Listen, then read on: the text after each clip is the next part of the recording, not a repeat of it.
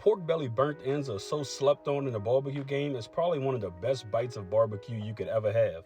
It's meaty, it's fatty, and it's full of flavor. It just melts in your mouth. I'm telling y'all, it's pressure. Let's get into it. But of course, if you aren't already subscribed to the channel, make sure that you subscribe and give this video a thumbs up. All right, y'all, today we'll be making what they call meat candy. And of course, the skin is already off, so it makes this process a whole lot simpler. We'll go ahead and open that up. Now, the good thing about pork belly burnt ends, this basically is good as is. We'll do a couple of trimmings just to square it off. This piece right here is just all fat. So besides that, we're good to go. You want to have an equal amount of fat to meat ratio. All that fat in between will render down, making for beautiful, succulent, melt in your mouth candy. Now what you want to do is cut this into equal sized cubes. You want to go around 1 inch to 1.5 inch cubes. So we'll simply just slice it. I'm not really measuring it, just doing it. Now that we have it cut this way, we'll go ahead and cut it into equal cubes going the other way. But you can tell once that's rendered down, you're gonna have a nice piece of bite right there. Now, a lot of people will get a wire rack and season it like that, but I just feel like a lot of seasoning goes to waste like that. So we're gonna go ahead and add all of our pork belly to a nice sized bowl and season it that way. Now, you could use a little binder like oil or mustard, but I feel like the fattiness gives it enough moisture to be able to absorb all the seasonings. You can go ahead and make your own rub, but since we're making this nice and simple, we're gonna use the old Meat Church honey hog barbecue flavor. I think it's perfect for pork, and it'll get us where we need to be without having to make our own rub. So we'll generously add some seasoning on top.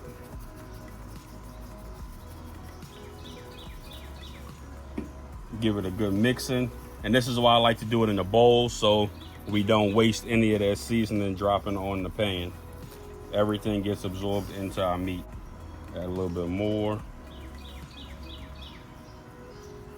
And don't be afraid, with barbecue rubs, you can really get heavy with it. This is more on the sweeter side than the salty side. Keep flipping and turning, adding a little bit more seasoning as we go. They're nice and seasoned. You can tell each piece has a nice coating on it. And of course, no seasoning left behind. Everything is absorbed into our pork belly. And no matter what rub you use, just remember, if you ain't sneezing, it ain't seasoned. Now let's go ahead and get those on our pan. Now, a lot of people will get a wire rack or a cookie sheet to add the pork belly onto the smoker just to make it easier to pull in and out. But with our smoker, we don't need all that. We'll just put it directly on the grates because you can slide the whole grate out. Now, you do want to make sure you either spray it with cooking spray or a little bit of oil, just so the pork belly won't stick to the pan. I would brush this on, but we're just gonna do it like this. The pork belly has a lot of sugar on it, so it'll really get sticky and caramelized, and you don't want it to really stick to your grates. Now, there really isn't a way you should put these on here. Some people put them fat up, fat down. It doesn't matter. It's full of fat, so you really could just put it anyway. You don't have to worry about not putting them far enough apart. They'll shrink down as they cook. All right, now that we have all of our pork bellies lined up, we have our smoker that's already preheated to 275 degrees. Now that our charcoal is hot and ready to go, a couple of minutes before we add our pork belly, we'll go ahead and add some wood to add some nice smoke.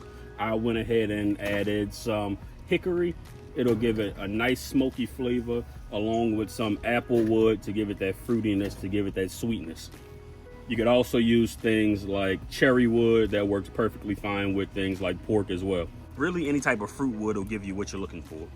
And as I said, we could just add our pork belly straight into our smoker just like this. All right, about 1.5 hours in, we go ahead and check on our pork belly.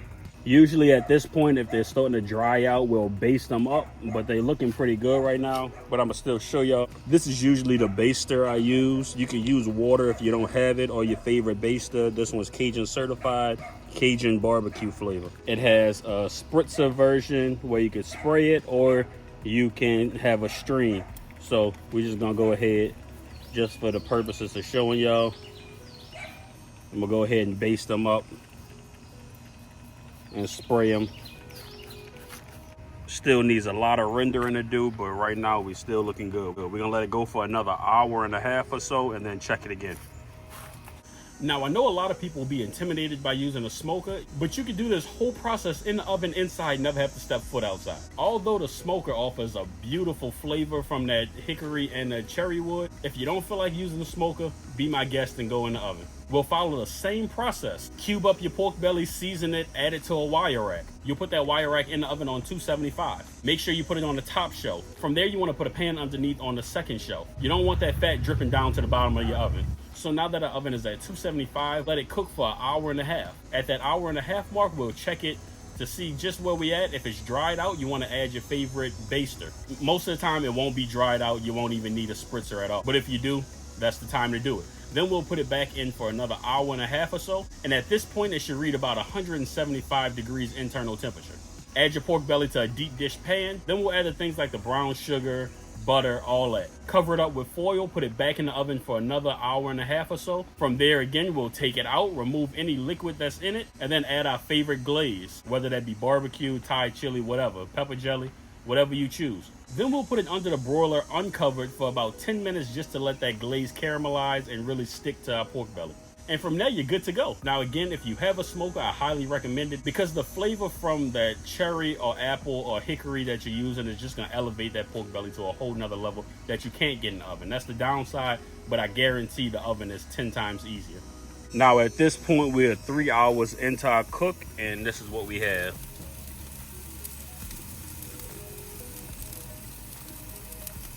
That fat is really starting to render down and get soft, but we're still not done yet. Now, this is one of my favorite parts. We're gonna add a little bit of apple juice at the bottom. And my camera cut off, but right here we added about a half a cup of brown sugar. This is where it'll really get nice and sticky. From there, we'll just go ahead and add some butter on top. It's so hot out here. My butter's already starting to melt, but we're gonna add that butter right on in there. The apple juice will help soak up some of that glaze that the brown sugar will make and soak right into that pork belly, and this stuff is gonna be full of flavor, I promise y'all. And then to finish it off, we're just gonna add some honey. I'm telling y'all, this is why they call it candy. And again, this is not supposed to be the main course. This is an appetizer. You're not gonna eat all this by yourself. You're just gonna have a couple bites of them and feed them to the rest of the party. So you can go crazy with it. Now we're gonna go ahead and just wrap this up in foil. So one more piece to secure it. Now we're gonna add this right back into our smoker for about another hour and a half, and that foil is where all that heat will really get trapped and really start to render down that fat in this pork belly to make it super tender and melt in your mouth. At this point, the wood chips have done what they needed to do, and your meat really won't absorb any more smoke flavor. So if you want, you really can control the temperature even better by going put it in the oven. But since we're already out here, we just threw it back in the smoker. But just looking at what we had so far, it smells delicious out here. I know they can smell us all over the neighborhood. I just hope they don't find out it's coming from here. Now we almost to the finish line of the perfect meat candy. Pause if applicable. They got to change the name of that. That don't sound right. Now after an hour and a half, we're gonna go ahead and remove the pork belly and the foil. And you know it's tender enough when you can stick your probe through it and have little to no resistance. It's super hot right now, but you can tell. Now we're gonna wanna remove as much of this liquid as we can. You can leave a little bit behind if you want. Or just transfer everything to a new pan. All right, now we wanna work on our sauce. We'll start off with the base, which is pepper jelly. You can use whatever brand you want. This is the brand I went with. We're gonna add about half of this container into here. This will give you a nice sweet and spicy. You could also use your favorite jelly and some pepper flakes if you want. Now we're gonna come with some sweet chili or sweet Thai chili. You can use whatever brand you want. Add about a cup or a little under a cup of that. This will add a nice sweetness to it. And to counteract that sweetness, we'll go ahead and add either a hot sauce or some sriracha. I like to pop the top off so it's easier to pour. And depending on how spicy you want, that's how much hot sauce you want to add. And then just for some extra flavor and that umami taste, we'll add a little bit of soy sauce.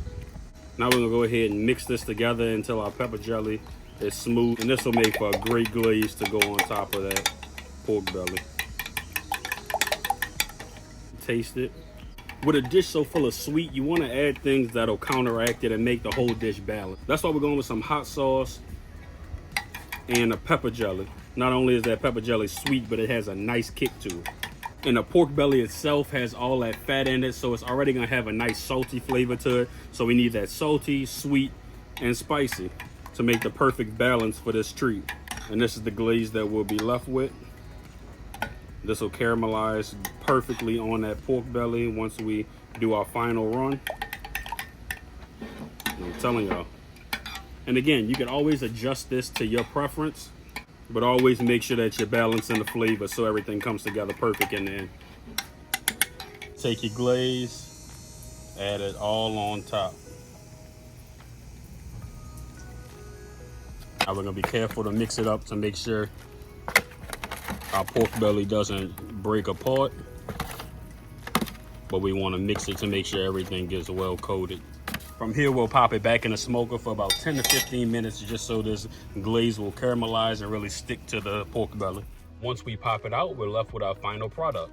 At this point, it's super tender, moist, sticky, full of flavor, and I'm telling y'all, y'all gonna love every bit of this. It might have taken a long time to make, but I'm telling y'all, it's worth every single minute of it. When you cook things low and slow, it really gives that fat time to break down all the way and just become melt in your mouth tender. If y'all found this video informative or just like the way the food looks, make sure that y'all give this video a thumbs up and subscribe. Let me know in the comments what other videos y'all want to see, whether it be on a smoker, southern food, anything. And since this has more of an Asian-y flavor, I went ahead and threw some black and white sesame seeds along with some green onion. And just like my name, you're all done.